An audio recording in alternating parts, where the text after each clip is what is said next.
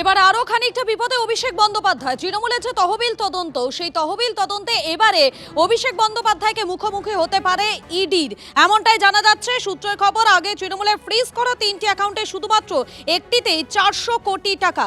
সর্বভারতীয় তৃণমূল কংগ্রেসের নামে একটি বেসরকারি ব্যাংকের ওই অ্যাকাউন্টের চেকে সাইনিং অথরিটি আছে অভিষেকের। বিস্তারিত জানবো, আমাদের প্রতিনিধি সুজয় রয়েছেন আমাদের সঙ্গে।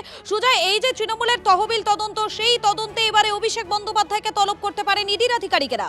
তৃণমূলের তহবিল নিয়েও এবার ইডি তদন্ত শুরু করেছে। তার মধ্যে প্রাথমিক ধাপে তারা 3টি ব্যাংক অ্যাকাউন্ট ফ্রিজ করে 440 কোটি টাকা আপাতত ফ্রিজ করেছেন। সেখানেই তদন্ত করতে গিয়ে দেখা যাচ্ছে 3টির মধ্যে একটি ব্যাংক অ্যাকাউন্টে 420 কোটি টাকা রয়েছে, এবং এই 420 কোটি টাকার যে ব্যাংক অ্যাকাউন্টে রয়েছে এআইটিসির একটি বেসরকারি ব্যাংকে রয়েছে, এবং সেখানে দেখা যাচ্ছে যে ওই ব্যাংক থেকে সাইনিং অথরিটি চেক দিয়ে টাকা তোলার ক্ষমতা রয়েছে অভিষেক বন্দ্যোপাধ্যায় এবং তৃণমূলেরই রাজ্যসভা সাংসদ ডেরেক ওব্রায়েনের।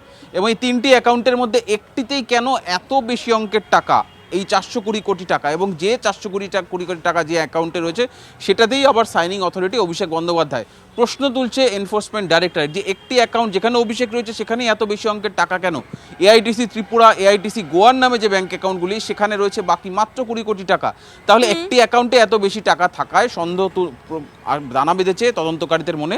তাই তারা পরবর্তীতে অভিষেক বন্দ্যোপাধ্যায়কে জিজ্ঞাসাবাদের প্রয়োজন হতে পারে। তাদের বক্তব্য যে তারা ক্ল্যারিফাই করতে চাইতে পারেন অভিষেক বন্দ্যোপাধ্যায়ের কাছে যে এই অ্যাকাউন্টেই এত টাকা এবং তিনি এই একটা অ্যাকাউন্টেই সাইনিং অথরিটি, এখনো পর্যন্ত বাকি অ্যাকাউন্টগুলির কোথাও বিষয়টাই খতিয়ে দেখতে পারেন ইডির আধিকারিকেরা, এবং সে কারণে হয়তো অভিষেক বন্দ্যোপাধ্যায় তাকে তলব করা হতে পারে। ধন্যবাদ তোমাকে। এদিকে আরো চাপ তৃণমূল কংগ্রেসের নিঃসন্দেহে বাড়ছে, কারণ আরো 12টি অ্যাকাউন্ট সেটাও ফ্রিজ করা হয়েছে। পুলিশ ব্যাংক কর্তৃপক্ষকে বলে তাদের সন্দেহ হয়েছে, আর সেই জন্যই তারা এই অ্যাকাউন্টগুলো ফ্রিজ করার জন্য সংশ্লিষ্ট বেসরকারি এবং রাষ্ট্রায়ত্ত ব্যাংকে আবেদন করে। পুলিশের আবেদনের মেনেই 12টি ব্যাংক অ্যাকাউন্ট ফ্রিজ করেছে ব্যাংক কর্তৃপক্ষ। এর আগে তৃণমূলের 3টি অ্যাকাউন্ট ফ্রিজ হয়েছিল ইডির নজরে, আপনারা শুনলেন। আর সব মিলিয়ে এখনো পর্যন্ত মোট 15টি ব্যাংক অ্যাকাউন্ট ফ্রিজ করা হয়ে গেল। এই 15টি ব্যাংক অ্যাকাউন্ট মিলিয়ে প্রায় 1000 কোটি টাকার বেশি অঙ্কের টাকা আছে বলেই সূত্রের খবর। নতুন করে ফ্রিজ করা 12টি অ্যাকাউন্টের বিস্তারিত তথ্য চাওয়া হয়েছে ব্যাংকের কাছ থেকে। যেটা আপনারা দেখতে পাচ্ছেন সেটা এই মুহূর্তে টিপস অফ দ্য আইসবার্গ, এছাড়া আর কিচ্ছু না।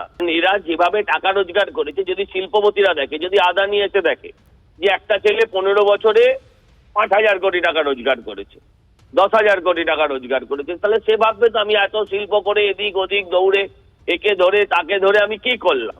তৃণমূল মানেই চোর, আর সেই চোরেদের যুবরাজ হচ্ছে অভিষেক বন্দ্যোপাধ্যায়। কতবার আসবে আর যাবে, আমরা দেখতে চাই সে যাবে আর আসবে।